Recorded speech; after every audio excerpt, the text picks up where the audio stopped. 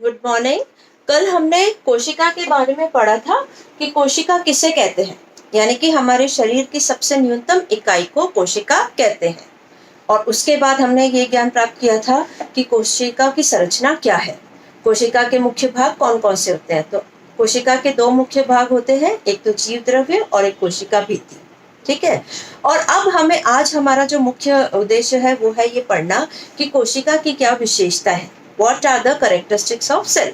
इसके अलावा कोशिका के क्या गुण हैं, यानी कि व्हाट आर द क्वालिटीज, या फिर कोशिका के क्या कार्य हैं, फंक्शंस ऑफ सेल। इन सब का जो हम ये देखेंगे कि आंसर है वो एक ही है। तो किसी भी तरह से क्वेश्चन आ सकता है, कोशिका की विशेषताएं, कोशिका के कार्य या कोशिका के गुण। अब कल हमने ये देख लिया था कि कोशिका का जो मुख्य भाग है वो है जीव द्रव्य। जीव द्रव्य यानी कि जीवन का आधार। हमारे शरीर के अंदर जो हम जीवित हैं, हमारी जो जीवित की जो भी एक्टिविटीज होती हैं, जैसे कि वृद्धि होना और हम इधर से उधर मूवमेंट करते हैं, हम सांस लेते हैं, हम उत्सर्जन करते हैं, प्रजनन करते हैं, या हमें कुछ महसूस होता है, दर्द वगैरह, ये सारे हमारे जीवन के लक्षण हैं। और ये सब क्या है, कोशिका की विशेषता है। अब हम देखेंगे कि कोशिका की मुख्य विशेषताएं या गुण या कार्य क्या क्या है। नंबर 1 इज वृद्धि। वृद्धि यानी कि ग्रोथ। हमारी जो शरीर की वृद्धि होती है, हम बचपन से लेकर के जो हमारा आकार बढ़ता जाता है उसे वृद्धि कहते हैं। प्रजनन यानी कि रिप्रोडक्शन, यानी कि एक कोशिका से दूसरी बनती है, दूसरी 2 से 4 इस तरह से डिवाइड होकर के नया जो जीव बनता है उसको प्रजनन कहते हैं। स्वांगीकरण, एसिमिलेशन, यानी कि हम जो भी भोजन खाते हैं उसका जो रस हमारे अंदर अवशोषित होता है उसे स्वांगीकरण कहते हैं। उत्सर्जन यानी कि एक्सक्रीशन, यानी कि जो भी हमारे अंदर व्यर्थ पदार्थ होते हैं उनको हम उत्सर्जित करते हैं, उसको उत्सर्जन कहते हैं।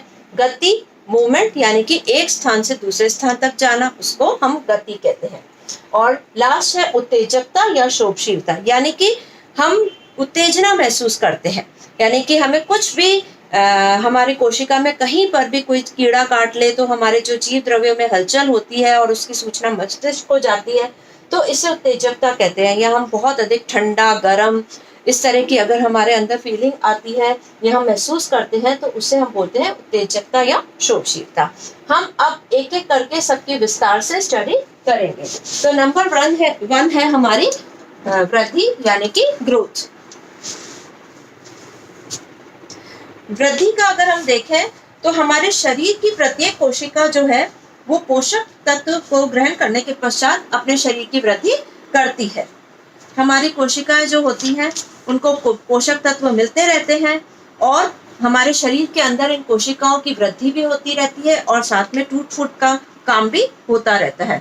इन सब कार्यों के लिए हमें प्रोटीन की आवश्यकता होती है, वसा की आवश्यकता होती है, और ये सब हमें भोजन से प्राप्त होते हैं।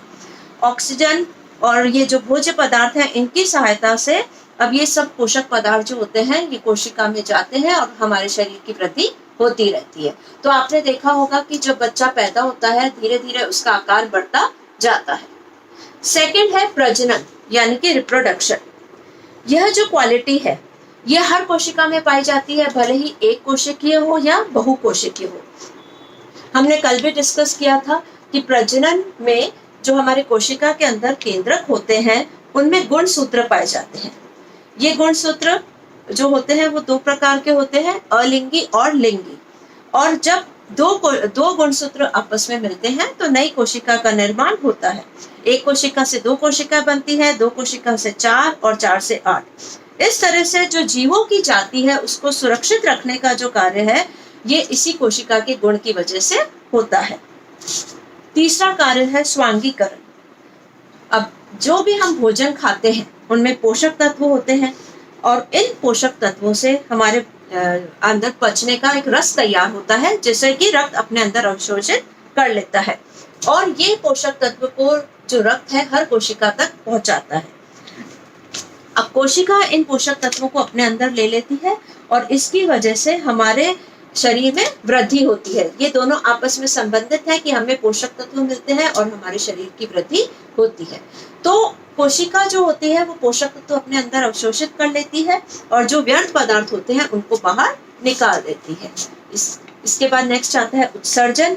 उत्सर्जन यानी कि हमारे शरीर में कुछ ना कुछ रासायनिक क्रियाएं होती रहती हैं और कुछ निकृष्ट पदार्थ बनते रहते हैं जिनकी हमारे शरीर को आवश्यकता नहीं होती।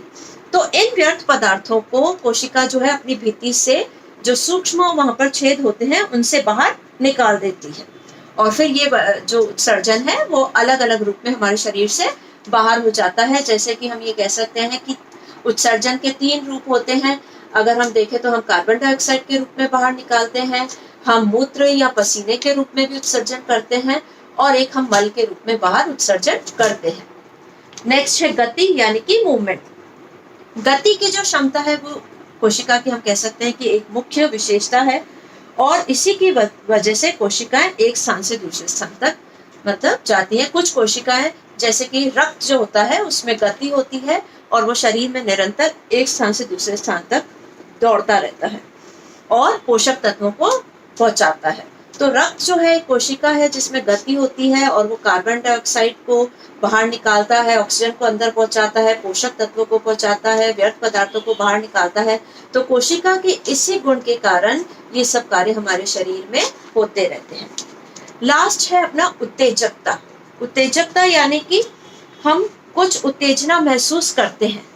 हमारे शरीर में हम ये देखेंगे कि कुछ भी जो कोई भी स्थान पे अगर कभी कोई कीड़ा काट लेता है तो वहां पे जीव द्रव्य में एकदम से हलचल होती है और इसकी सूचना जो है वो मस्तिष्क तक पहुंच जाती है और मस्तिष्क तुरंत हम ये कह सकते हैं कि आज्ञा देता है कि उस स्थान पर जाकर के हमें जो भी प्रतिक्रिया करनी है हम करें।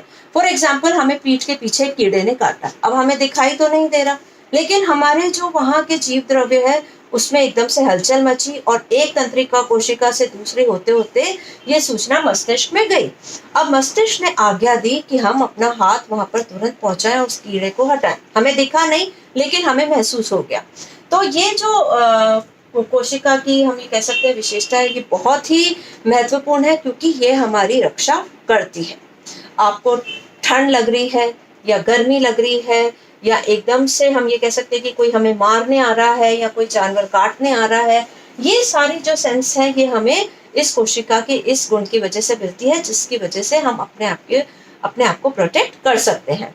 तो ये जो सारी विशेषता है कोशिका की होती है जिसकी वजह से कोशिका में जीवन के लक्षण पाए जाते हैं।